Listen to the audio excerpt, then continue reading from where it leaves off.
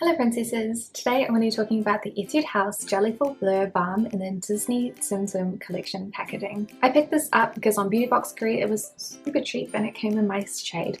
I had been seeing these for a while and I really liked the little pink one that has, I think it's supposed to be Daisy Duck on it because the packaging is so adorable. And I don't think I've really tried anything from Etude House in like a balm texture before, so I was really interested in it, plus it was super cheap. Plus the packaging is so cute. I am a huge fan of Disney packaging. I don't know why, I just really like it. So that was the draw for me. So for this review we're going to have a product description, packaging, swatches and application, longevity and final thoughts. So if you'd like to skip to any of those points, please do so now. So the product description says, this jelly-like cushion removes the face's excess sebum for velvety finish makeup featuring UV protection of SPF 30 PA+++. Offers cooling effect to the skin, perfect for summer. Contains pure jelly complex which brightens the skin tone evenly to give you a radiant looking look.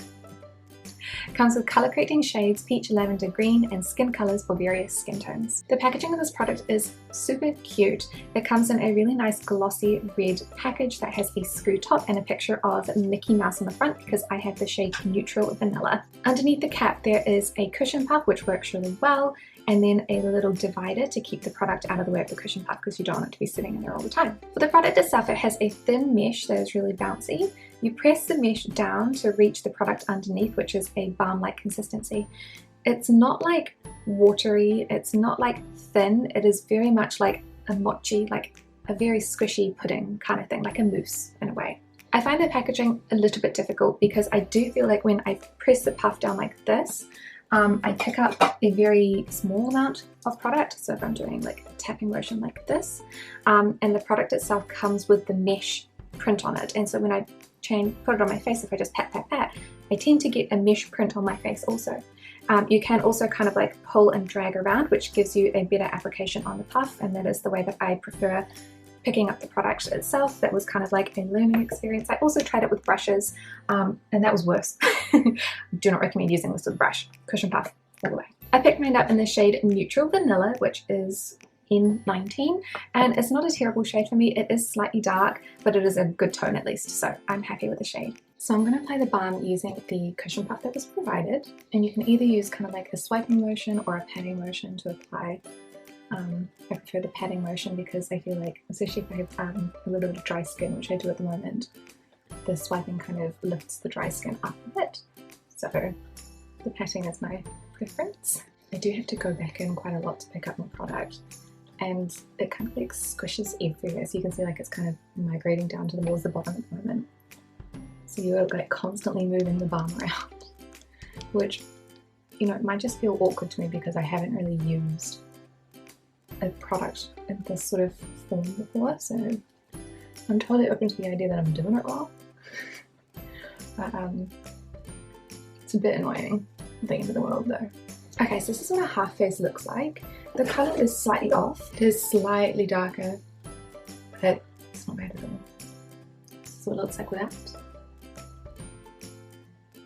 So it's definitely like more perfected, but not to the extreme. So we can still see like it looks pretty skin-like, quite smooth, a little bit glossy, versus my regular face. So from a distance it's a pretty good finish. I'm going to do the other half.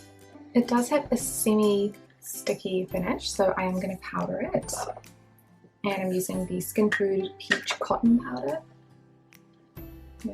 Peach Cotton Multi-Finish Powder. When you powder it, it doesn't really lose any of its luminosity. It looks pretty much the same.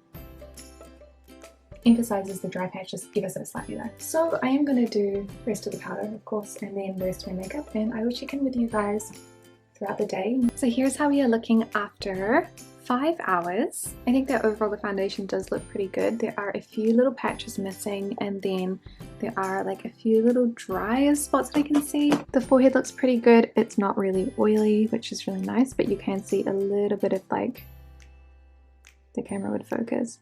You can see like a little bit of the patchiness like right there, where it's just not looking so great. The nose isn't looking super oily either, which is really good. But we can see some of the dry skin sort of flaking up around the side of my nose there, which is not amazing, but the rest of it is looking pretty good. So here is the balm after 11 hours. Overall it looks pretty good, but there is a little bit of oil on the T-zone and quite a few wear patches. So on the forehead it's not looking too bad. You can see a lot of the texture is coming up and you can see those lines appearing a little bit more. There's a slight wear patch here which is a bit gross. And there as well. Around the nose is probably the worst part. It's quite oily through the nose. You can see the glasses marks, and then here between like the little like nasolabial folds you can see like how the foundation is kind of wearing away. And then same with it, there's a little patch right like down here somewhere. Then there are just like a few random patches on the cheeks where oh, I think that is a pimple. Great. Where it started to get a bit patchy, and then also the smile lines. A little bit dry. It's weird, so like around the nose it's quite oily, and then the rest of the skin is quite dry. So probably just not for my skin type, but overall for 11 hours it is not too bad. I haven't had to wear a mask today, so it's just the glasses marks for the wear wax. So for this product, I really enjoyed trying it, but it's definitely not one that I'm going to be keeping in my collection, unfortunately. I think for me, it's very nostalgic. It reminds me so much of the Shiseido like Moisture Cake, which was like my first foundation that I ever got when I was 17 when I first got like my own makeup. I feel like the finish on the skin is also very reminiscent of that. Unfortunately, my skin is no longer 17. So it doesn't quite work as well, which is unfortunate. So when I first apply it, I've had it on for about 5 hours today because I'm also doing the wear test today because I have no time in my days anymore, and also no daylight. So I'm so sorry about the really poor lighting. It's the middle of winter. It's still the middle of the day and there's no sun. So there's like, what can I do? I can't do anything. Anyway. But I feel like, yeah, after 5 hours, it's still looking really nice. Like it's really soft and like matte, and it looks like very skin-like, and it feels very skin-like as well, which is really nice. So even though it looks really nice now, and I really like the way that it looks, especially from like a moderate distance, like from here to here, delightful, beautiful. From here to here, no, I can see so many flaws. Like around my nose, it's so dry. There's the patchiness. Oh. So it is incredibly a love-hate relationship for me with this product. There are so many things that I do like about it, but overall there are more negative things for me and my own skin because I have aging, oily skin that has a lot of flaws and pores and things like that, and I just don't think that this kind of product is really designed for my skin type. And again, it's not to say that this is a bad product, it's just not meant for me. But I do really think that this is made for someone who has more youthful skin, less flaws and pores, less dry skin, more like what we would consider normal skin, even though there is no normal skin that is not excessively dry or not excessively oily. And then also I feel like it's okay with fine lines and like the slightly deeper lines on my forehead. It's not bad whatsoever. At the end of the day, I do feel like it does sit into those lines a little bit, but not excessively, not as bad as some of your foundations that I've been using recently. But yeah, I think that for me, it's just not right. Even though I really enjoyed using it, I found it a little bit difficult to apply. And again, there was a few ways that I could kind of get around that, and I think that's just to do with me not using balm foundations for a very long time.